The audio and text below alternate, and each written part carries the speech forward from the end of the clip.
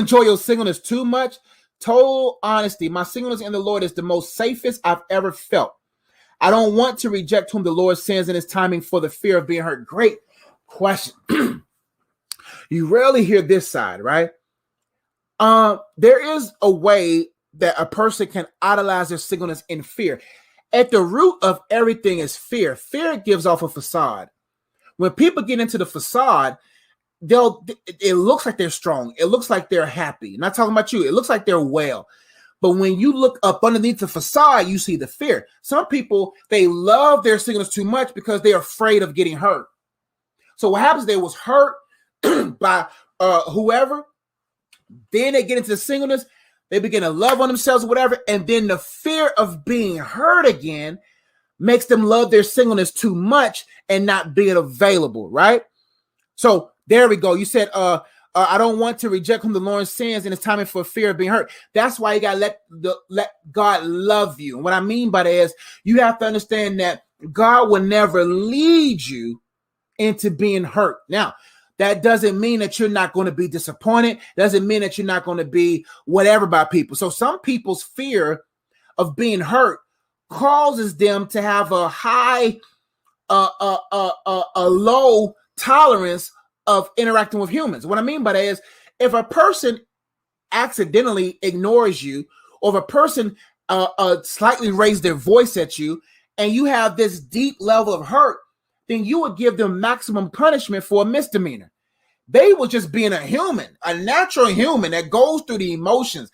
You know, he didn't wake up and hug you that morning. He didn't wake up and say this to you. And all of a sudden that hurt from your previous relationship is so there that you're not withholding sex from him. You're not withholding stuff from him because what he did pierced into your trauma, and now you're bringing drama. That's why it's important to say, don't fall in love with your singleness and not allowing love into your singleness. When you love your singleness too much and you don't allow the love of God to come into your singleness and heal those deeper wounds, then you will end up being the one wounding. Then you'll be the one hurting the individual from the hurt. Hurt people hurt people. So your safety cannot come from your singleness. Your safety must come from God, knowing that you as a wife, if your husband 15 years in your marriage starts whatever, you have the strength from your relationship with God to pray for him. You have the strength to still intercede. You know what I'm saying? But God is so all-knowing that he knows the person for you that is going to be submitted enough to him not to hurt you deeply. Now, will he be annoying? Yes. Will he get on your nerves? Yes. Will he be frustrating? Yes. But don't be a person where a person's light affliction, a person's being a natural human causes you to feel like, oh my gosh, I hate marriage. And I counsel people like this all the time. I'm like, fam, he didn't even really do nothing. She didn't even really do nothing. But because they never dealt with the trauma, now they become the source of the drama, causing trauma to their kids. So you have to go down and ask yourself, why are you afraid? Why have you allowed God to love you in that area?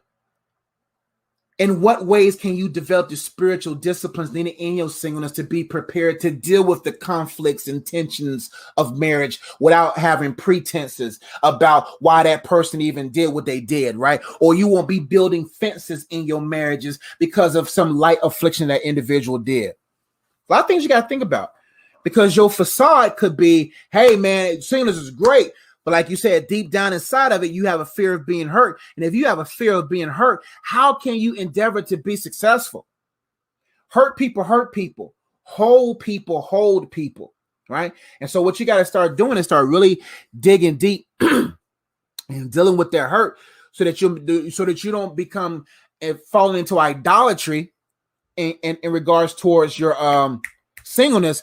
And then you start missing out what God has for you.